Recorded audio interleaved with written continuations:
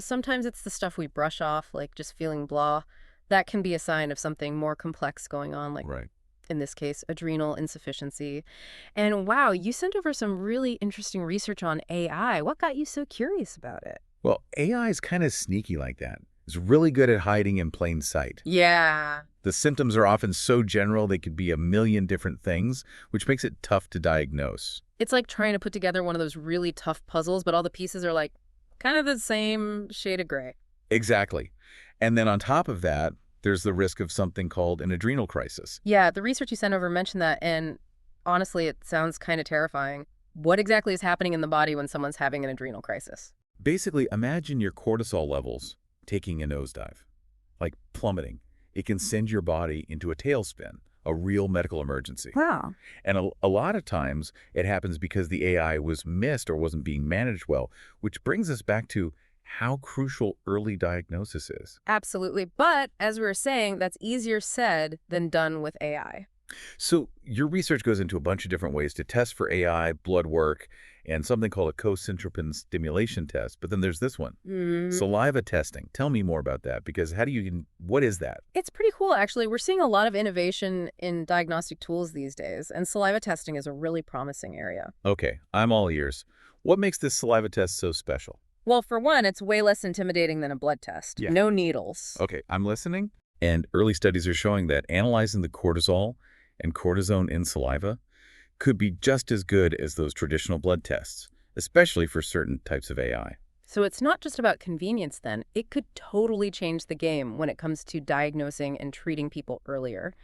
And speaking of different types of AI, the research you sent over mentioned that central AI can be particularly tricky to diagnose. What is it about central AI that makes it such a challenge? So with central AI, it's not that the adrenal glands themselves aren't working, they're just not getting the right signals from the brain.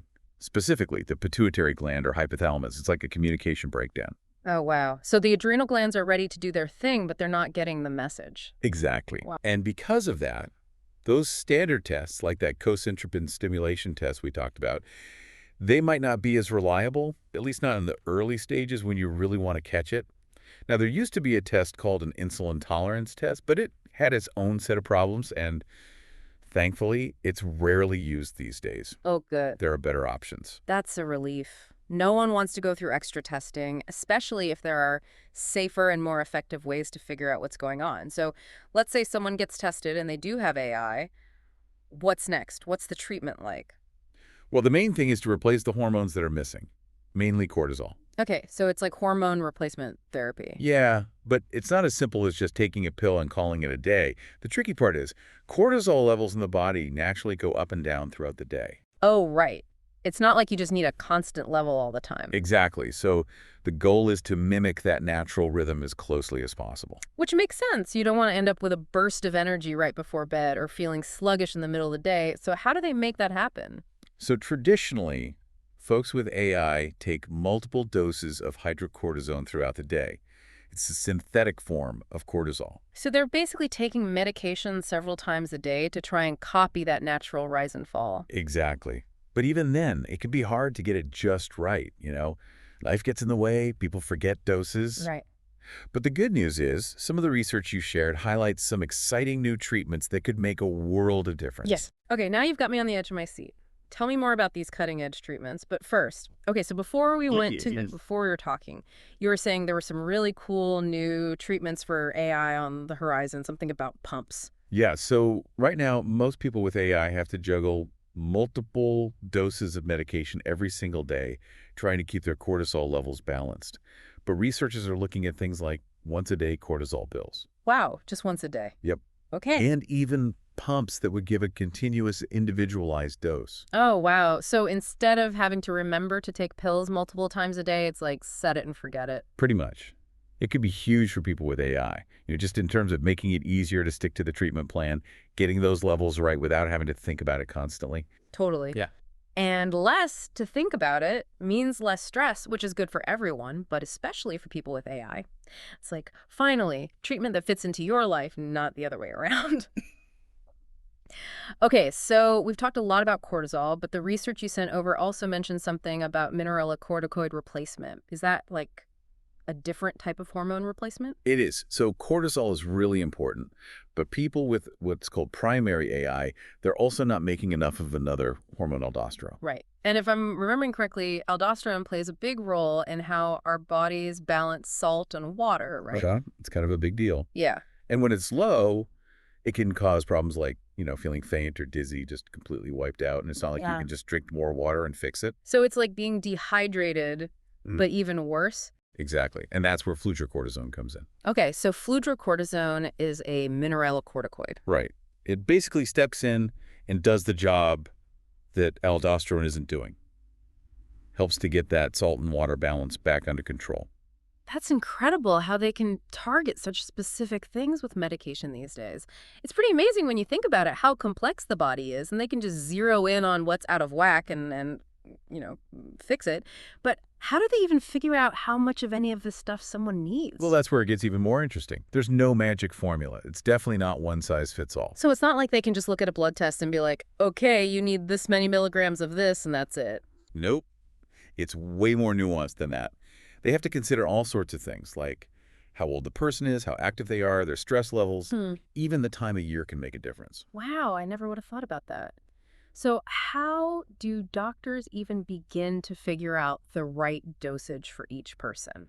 It really is a team effort between the doctor and the patient. The doctor will start with a baseline dose, and then they work together to adjust it over time. The patient's feedback is super important too. Like, are they still having symptoms? Are they experiencing any side effects? It's all about finding that sweet spot where they're feeling their best. So it's not just about popping pills, it's about paying attention to your body and speaking up if something feels off. 100%. It's like having a conversation with your body and then like reporting back to your doctor so you can both figure out the best plan. That makes so much sense. Okay, so before we move on, I wanted to circle back to something else we saw in the research about androgen replacement, particularly DHEA. It seems like that's something that comes up a lot for women with AI. What can you tell us about that? Yeah, DHEA is definitely an important topic, especially for women with AI. Okay, so what is DHEA exactly, and why is it important in AI? Well, so remember how we talked about the adrenal glands being rock stars that make a bunch of different hormones? DHEA is another one on their list of greatest hits. It's involved in energy levels, mood, and even sex drive. Got it. So when you have adrenal insufficiency and those glands aren't working at full capacity, DHEA production often takes a hit too. And that's when you get those other symptoms popping up. Exactly. Interesting. So is supplementing with DHEA like the answer then? It's not quite that simple. Some studies do show that it can be helpful, particularly for women who are dealing with low libido or other hormonal issues related to AI. But the research on the long-term effects of DHEA is still a little fuzzy. There can be side effects too, so it's not a decision to take lightly. It's really important to talk to your doctor. So it's another one of those it depends situations. Exactly. Everyone is different. What works for one person might not work for another. That's why having a doctor who really listens to you and takes the time to understand your individual needs and concerns is so, so important. Absolutely, and I think that's been a major theme throughout this entire deep dive on AI. It's not a one-size-fits-all condition, and there's definitely a lot to consider, both for the patient and for their doctor. This has been such an eye-opening conversation. You've given us so much to think about.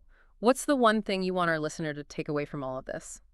After going down this AI rabbit hole, I think the most important thing is listen to your body. If something feels off, don't ignore it. It's so easy to just power through and ignore those little signs until it's like, whoa, okay, something's definitely not right.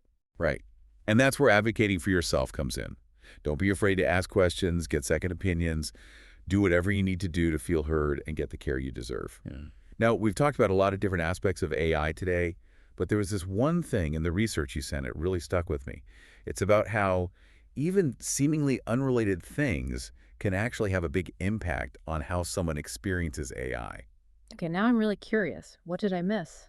It has to do with stress. We touched on it earlier, but what's really interesting is that people with AI, they often need higher doses of their medication when they're stressed out. Oh, wow. So it's not just about managing the day-to-day. It's like their medication needs to be adaptable too. Exactly. It's like their bodies need that extra cortisol boost to deal with whatever's going on, which, makes sense if you think about how stress works. Right, because stress is like this invisible demand on your body, right? Exactly. Yeah. And for someone with AI, that demand might be even harder to meet because their body's not producing enough cortisol on its own. So, yeah, it's super important to work with your doctor to figure out how to adjust your treatment during those times. That makes me wonder, though, because stress is so subjective, right? Like, Yeah. what stresses me out might not even phase you. So how do you measure something like that when it comes to figuring out medication? Yeah, you can't exactly slap a blood pressure cuff on stress. It's more about having that open communication with your doctor, knowing your own body, and being able to recognize your own personal stress triggers. Like, what are the things that tend to set you off? How does your body usually react? And then be able to share that information with your doctor so you can work together to adjust your treatment plan as needed. So it's like having this whole other layer of personalized care, like a stress management plan built right into your overall approach to managing AI. I love that because it really emphasizes that it's not just about medication, it's about lifestyle, mindset, all of it. This has been such an incredible conversation. We've learned so much about adrenal insufficiency, from those early, sometimes hidden signs to the complexities of diagnosis and treatment, and of course, all those exciting advancements on the horizon. It's amazing what researchers are discovering. And like we've been saying, knowledge is power. Absolutely. Knowing what to look out for, understanding your options, feeling empowered to advocate for your own health, that's how you take control and live your best life with or without AI. Couldn't agree more. Listener, we hope you feel as informed and empowered as we do. Until next time, stay curious.